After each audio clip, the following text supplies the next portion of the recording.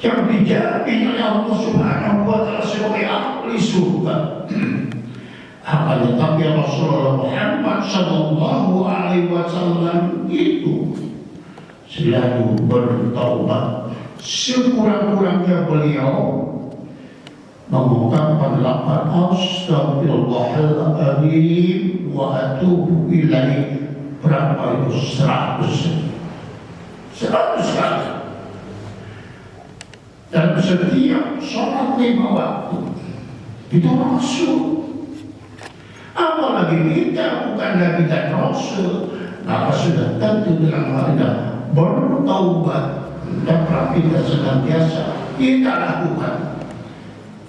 Setelah kita menjelang sholat 5 waktu ataupun bangun tengah malam, kita senantiasa istighfar kepada Allah Subhanahu wa Ta'ala. Astagfirullahaladzim, astagfirullahaladzim, astagfirullahaladzim. Dalam Al-Quran terungkap alladzina idza, ya, bisa dijelaskan orang-orang apabila ia berdosa, idza fa'alu fahishatan aw dhalamu anfusahum, orang-orang hamba Allah yang senantiasa ketika di dalam suatu peristiwa ada hamba Allah yang melaksanakan fahisyah. Fahisyah itu apa? Adalah perilaku dosa besar.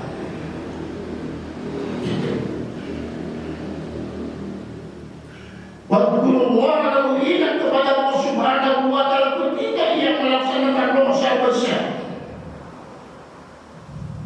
Wastaghfiru lalu ia beristighfar kepada Allah, sadar, maka disitulah ia bertobat. Wa may yaghfiru dzunuba illallah, dan sadar bahwasanya tidak ada lagi yang mengampuni semua dosa yang dilakukan hanyalah Allah. Ma yusirruna ala ma fa'alu wa hum ya'lamun.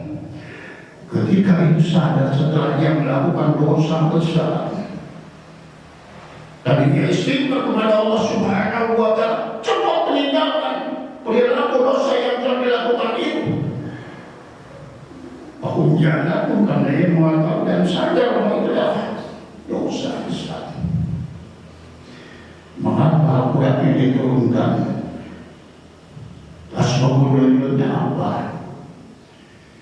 Pada suatu ketika ada seorang laki-laki penjual kurma. Ada seorang perempuan waktu itu membelinya, menawarnya. Lalu bagaimana? Oleh seorang laki-laki penjual kurma itu, perempuan itu dimasukkan ke dalam rumah. Lalu si laki-laki penjual kurma itu tertarik, maka dicium hidungnya. Ketika itu ia sadar, oh, ini adalah dosa. Nah, itulah yang terjadi. Asbabun nuzulnya seperti itu. Jadi manusia itu adalah manusia. Manusia itu adalah jinah. Jinah itu bisa berbuat tidak langsung ataupun bisa berbuat seperti itu yang tadi. Maka ia adalah wajib untuk bertaubat. Itulah yang terjadi. Lalu apa janji Allah bagi orang yang bertobat? Ulaika alladzina jazaohum maghfiratun min rabbihim wa jannatin, ya, itu di surga, janjinya surga, ya. Jannat itu kan jadi, maka janjinya adalah surga bagi orang yang bertaubat. Min tahtiha al-anhar khalidina fiha.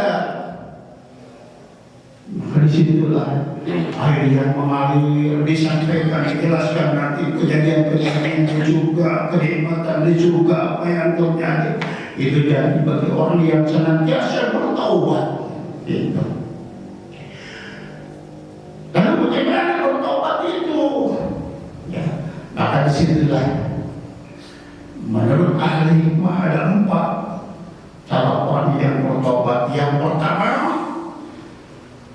maka hindarilah ucapan perbuatan agar senantiasa terhindar daripada fitnah-fitnah, ya. Dari fitnah, dari memuji, dari namimah, ya, dari berbuat bohong, kikis habis semua itu yang namanya bertobat. Nah, yang kedua adalah tidak lain, ya. Hendaklah kita senantiasa menjauhi siapa para sahabat yang pernah berbuat jahat, yang pernah berbuat aib, yang pernah mengarah kepada perilaku dosa. Jauhi, maka itu bertanda penyesalan. Itu. Kemudian selanjutnya adalah harus siap bagi orang yang bertobat untuk mendekati kematian, ya. Maka mendekati kematian maka sudah tentu adalah pembekalan. Pembekalan apa? Ibadah, meningkatkan kita ibadah itu, ya. Dan yang keempat adalah kita membangun permusuhan di antara kita, ya.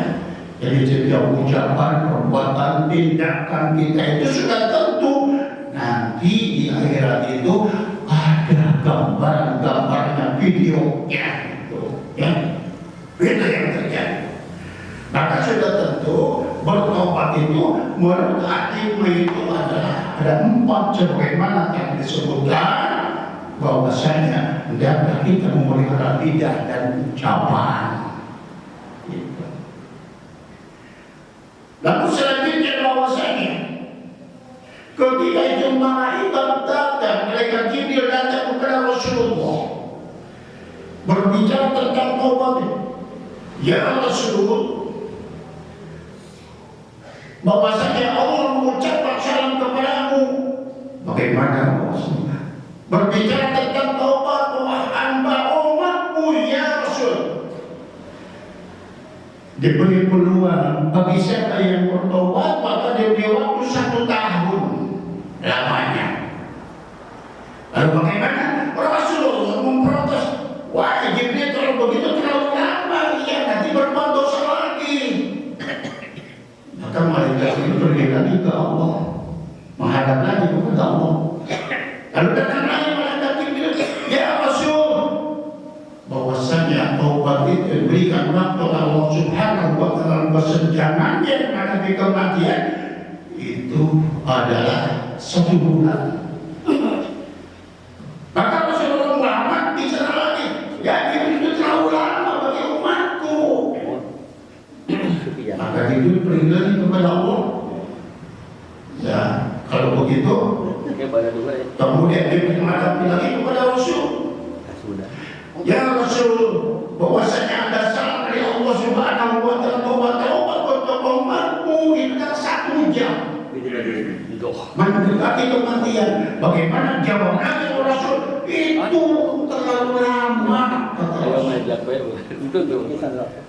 Maka kemudian selanjutnya malaikat Jibril pergi lagi kepada Allah Subhanahu wa taala, menyampaikan curhatan Rasul untuk umat Rasul untuk menjelang taubat terlalu jauh 1 jam. Lalu bagaimana datang lagi malaikat Jibril kepada Rasul, ya Rasul, Allah senantiasa memberikan peluang kepada hamba Allah, kepada umatku untuk bertobat itu sepanjang nyawa masih dalam tenggorokan. Itu ya, sungguh luar biasa bahwa Allah Subhanahu wa taala itu Maha Pengampun. Sekalipun 70 kali dalam 1 hari hamba Allah melakukan dosa, kalau bertobat kepada Allah, maka Allah ampuni sampai di dalam tenggorokan. Maka ketika itu Rasulullah pergi dengan Umar bin Khattab berdoa, datang ke sahabat Ansor yang sedang mendekati kematian. Lalu bagaimana pada saat itu? Pada Rasulullah Muhammad SAW, bertobatlah engkau kepada Allah. Keluarga. Tahu dia sedang sekarat. Yang ternyata pada waktu itu, ya, ia dengan 8 ucapan tidak pernah terungkap dengan kalimat taubat. ya dengan gerakan tangan apalagi, maka ketika itulah Rasulullah senyum menghadapi sahabat Ansor yang sedang menghadapi kematian. Bagaimana pada saat itu?